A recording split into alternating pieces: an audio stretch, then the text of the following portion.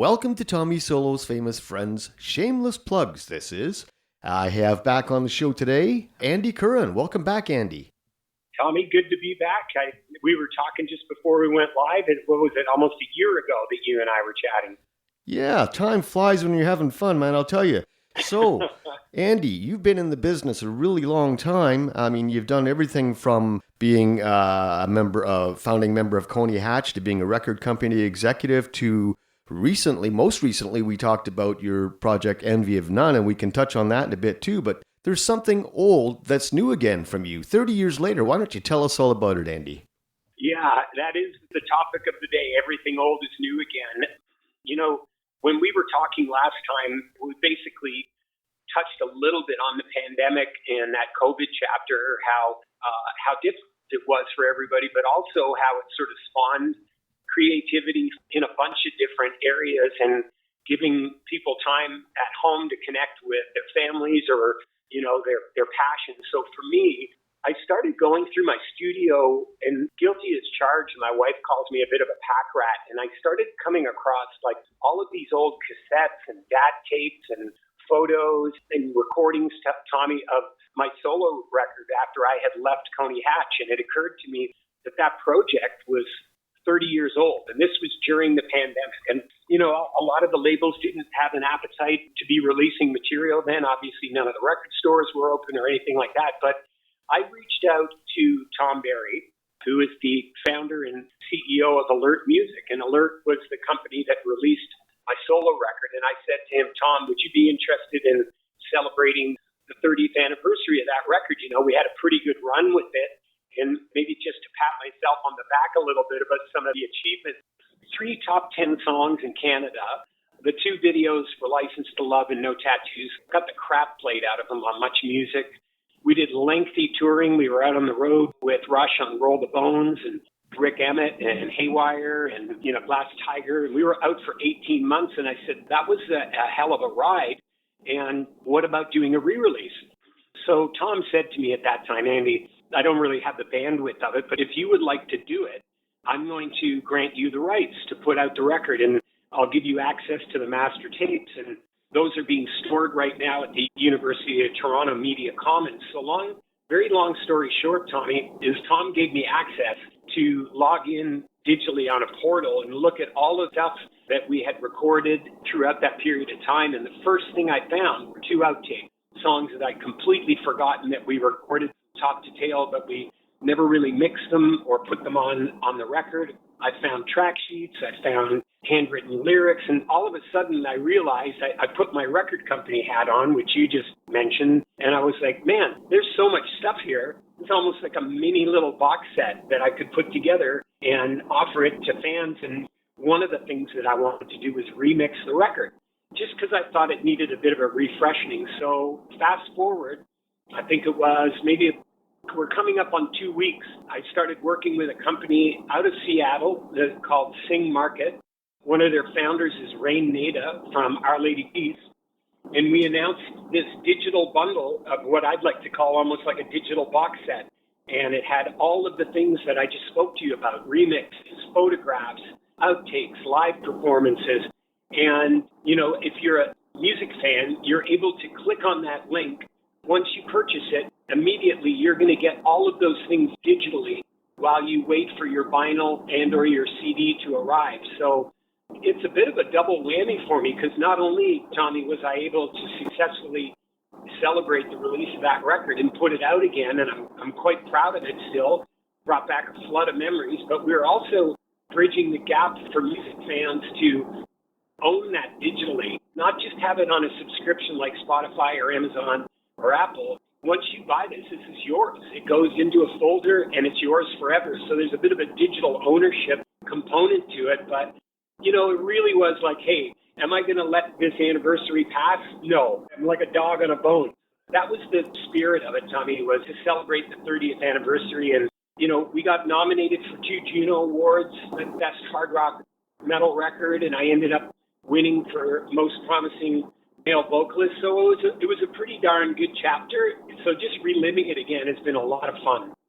No kidding. Nostalgia is king these days, I'll tell you. And I like the idea that you can satisfy your audiophile or inner audiophile by having the vinyl in your living room. And you can put it on a jump drive and plug it into your car. So that's really cool. So now... Sorry, one of the things I wanted to mention to you is, hey, Tommy, you were one of the diehards that purchased it. We haven't told this to anybody, so I'll give you a little bit of a heads up on the announcement. I'm going to send an email in a week going, Tommy, thanks for grabbing this thing. By the way, here's some more digital treats, whether they be photos or behind-the-scenes stories or little videos or making of, and we're going to continue that dialogue with anybody that's bought it and give them some thank you treats along the way. So it's not one and done after you buy this thing. We're going to keep the treats coming. Well, that's awesome. What a deal. And we'll be right back after this.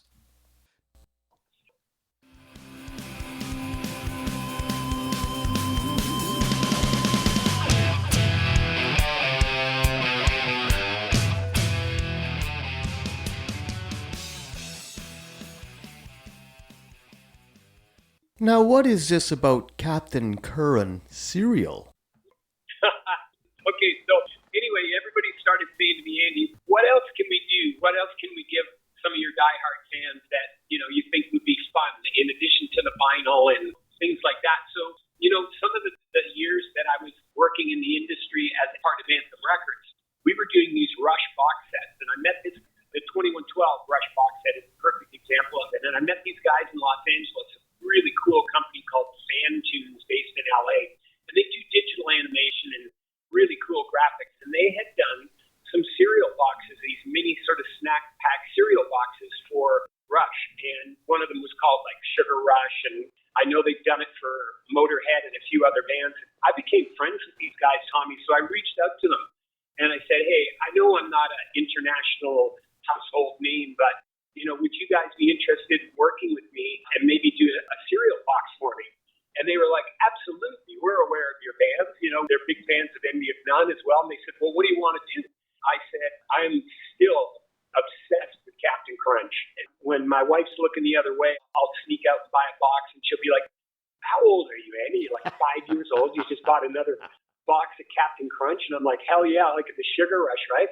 So myself and the guys from Fan Tunes, we started jamming on this Captain Crunch thing. And one of the guys said, well, what about if we just do a nod to Captain Crunch, but we'll call it Captain Curran? And I said, I love that idea. So they said, maybe we'll make your giant hair into a captain's hat. And I said, if you guys want to take the piss out of me and have fun, do all the hockey stuff that you want or all the stupid Canadian stuff. So that was really the Fan Tunes guys just sort of having fun, poking at my big hair, poking at my love for Captain Crunch, which, I crossed the border one day when we were coming in from a gig from Buffalo, and the immigration officer said to me, do you have anything to declare? And I said, yeah, in the trunk, I've got 5 boxes of Captain Crunch's peanut butter cereal in there. And the guy looked at me like I was trying to, make light of it. And I said, no, that's all I have to declare because you couldn't get peanut butter cereal in Canada. Oh, man. Yeah. Oh, so that's hilarious. But yeah. Before we go, I want to just touch on Envy of None again. Yeah. So that's happening again.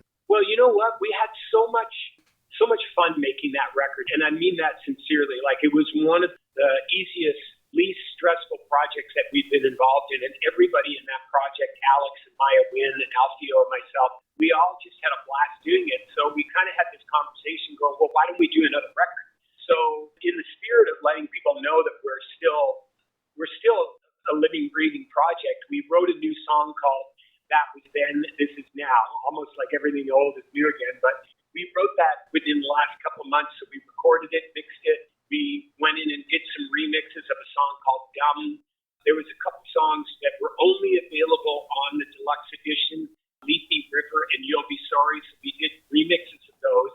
And within the next month and a half, an EP is going to be released with all of those tracks. So we're pretty excited about that. We've got part of Record Store Day where we've got a Envy of None picture disc. But all of that to say, Tommy, that we've actually jumped back into writing, and we're probably about 5 songs deep on a new Envy of None record. So, God willing, we'll have a new record at maybe, the end of this year, and we'll just keep the Envy of None chapter going on.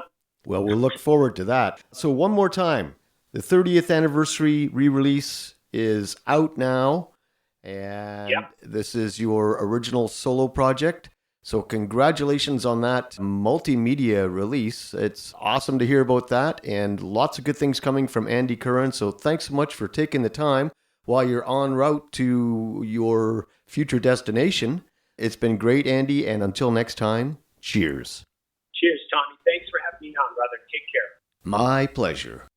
Well, that was a short but sweet conversation with Andy Curran. Be sure to check out his 30th anniversary re-release multimedia package. I will be putting some links in the show notes, so check that out. And be on the lookout for new music from Envy of None. And now, for your listening pleasure, here from his 1990 solo release is Andy Curran and No Tattoos. Enjoy.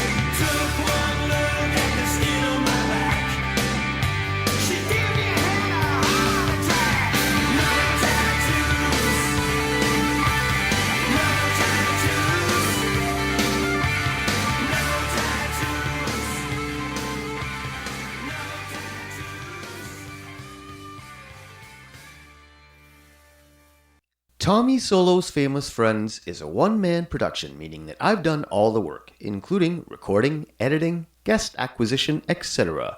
The theme song for Tommy Soul's Famous Friends is a clip from my original composition, The Burn. All rights reserved. And hey, if you like the show, why not help us out? Buy me a coffee, subscribe, hit the like button, and until next time, cheers.